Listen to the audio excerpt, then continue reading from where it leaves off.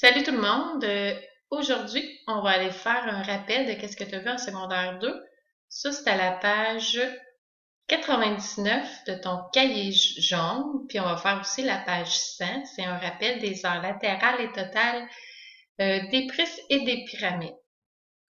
Fait qu'aujourd'hui, on regarde ça. On a vu le développement d'un solide et que c'est la représentation de toutes les phases de solide, comme si on l'ouvrait ça, on a fait ça pendant le sens spatial. Et le développement nous aide vraiment à comprendre l'aire latérale et totale. Un rappel qui est important, c'est la hauteur du prisme, c'est ce qui relie tes deux bases. Donc, ça, c'est important pour la formule de l'air. Fait que c'est vraiment ça ici, ta hauteur. C'est vraiment ta distance entre tes deux bases. Fait que on le voit bien ici, mes bases, c'est qu'est-ce qui est en mauve. Donc, c'est ça ici.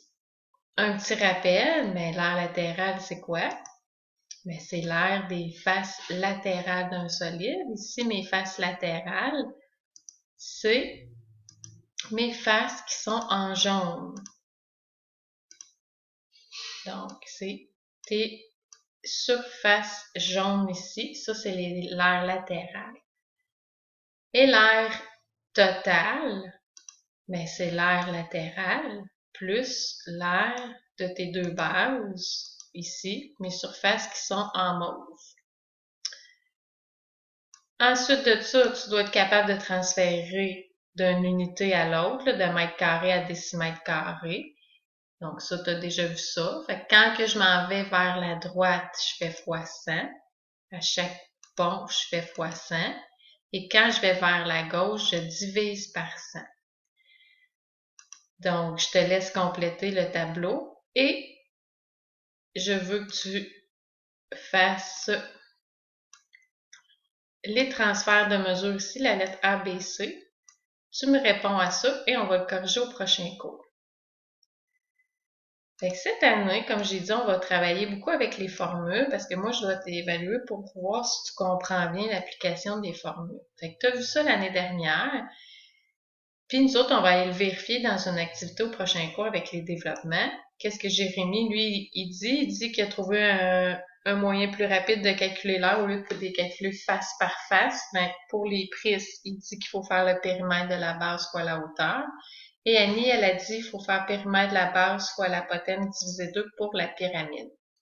Fait que ça, on va vérifier ça au prochain cours. Maintenant, tu prends la page 100.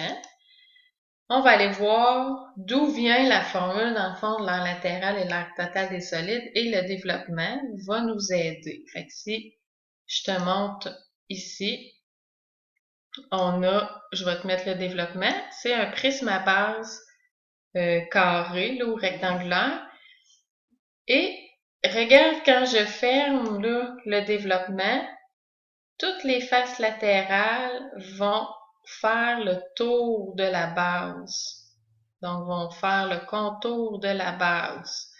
Donc, toutes les faces latérales vont venir faire le contour de ma base. Regarde le contour. Donc, le contour, c'est le périmètre de la base. Donc, si je retourne ici à ma page 100, fait que j'ai mon prisme ici, mes faces latérales sont en jaune, ma base est en mauve et la hauteur, on n'oublie pas que c'est qu'est-ce qui relie tes deux bases. Ma face latérale, si tu vois bien ici, j'ai 4 rectangles et les 4 rectangles forment un grand rectangle. Donc ici, la première phrase qui est ici, la forme des faces latérales d'un prisme est un rectangle. Donc, c'est tout mon rectangle jaune en pointillé. Et la formule pour calculer un rectangle, c'est base fois hauteur. Si je regarde la longueur de la base de ce rectangle avec les lettres que j'ai ici, fait que j'ai A, plus A, plus A, plus A, ça veut dire qu'en tout, on a 4A. C'est qu'est-ce qu'on a noté ici. La longueur de la base de ce rectangle, c'est 4A. Mais mon 4A, quand que je ferme mon solide, ben, il vient faire le contour de ma base. 4A, ça se trouve être le périmètre du carré. Donc, c'est le périmètre de ma base. Fait qu'ici, c'est vraiment le périmètre de ma base. Donc, toute la longueur ici, c'est PB. Donc, toute ma longueur du rectangle, c'est PB. La hauteur de mon rectangle en pointillé, de mon rectangle jaune, ben, c'est H, qui est ici. Donc, ça, c'est la hauteur du prisme. Donc, tu notes tout ça au fur et à mesure. Donc, l'aire du rectangle en pointillé en jaune, là, ben, ça se trouve être l'aire latérale parce que c'est mes faces latérales. Et qu'est-ce que je peux faire pour aller trouver ça? Vu que c'est un rectangle, ben, on fait la base fois la hauteur. On vient de voir que la base ici, c'est mon périmètre de la base. Donc, pour faire l'aire de tout ça, je fais périmètre de la base fois la hauteur. Ça va me donner l'aire latérale. Donc, périmètre de la base fois la hauteur. Comme dans ton prisme, il y a deux bases. On le voit ici. Ils peuvent prendre, ça peut être un triangle, un rectangle, un pentagone. Dans le cas ici, c'est un carré. Ben, pour avoir l'aire totale, je dois ajouter l'aire des deux bases à l'aire latérale. Donc, dépendamment des deux bases que j'ai, je vais aller faire l'aire de ces bases-là. Donc, l'aire totale d'un prisme, périmètre de la base, fois la hauteur, ça c'est mon aire latérale qui était mon rectangle jaune, et j'ajoute l'aire des deux bases. Donc, l'aire latérale plus l'aire des deux bases. Ça va pour le prisme. Le cylindre, on va le faire, je vais revenir au prochain cours. Maintenant, la pyramide. Donc, encore là, tu vois que mes faces latérales sont en jaune. Et ici, c'est des triangles. Fait qu'oublie pas les triangles. Ben, il faut que je me souvienne que la formule de l'aire, c'est base fois hauteur divisé 2.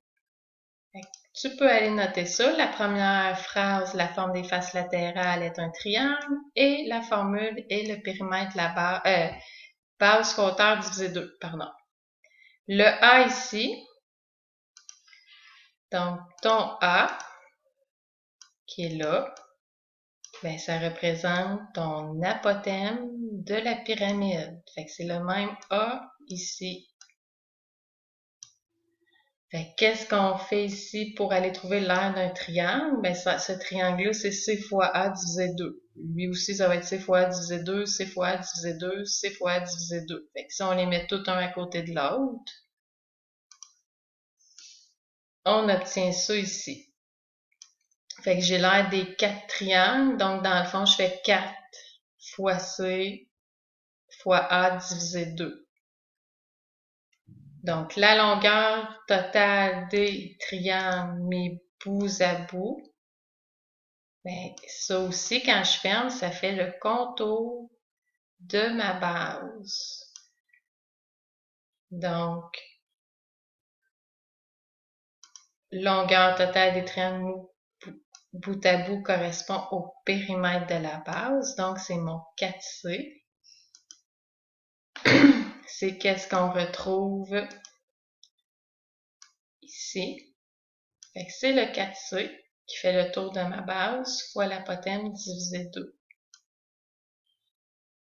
Donc, à partir de ces informations-là, je peux déduire que la formule de l'aire latérale, c'est le périmètre de la base fois l'apothème divisé par 2.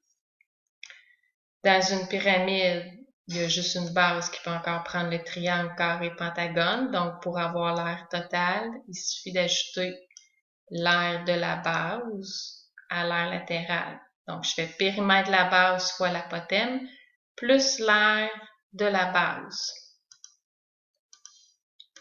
Donc, ma surface latérale, c'est les triangles. Périmètre de la base fois l'apothème divisé 2. et j'ajoute l'aire de la base. Ça correspond à mon schéma qui est ici. Donc, l'aire latérale, périmètre de la base fois l'apothème divisé 2, plus l'aire d'une base. Voilà le rappel des formules des prismes et pyramides. On va voir prochainement le cône, la sphère et je reviens sur le cylindre.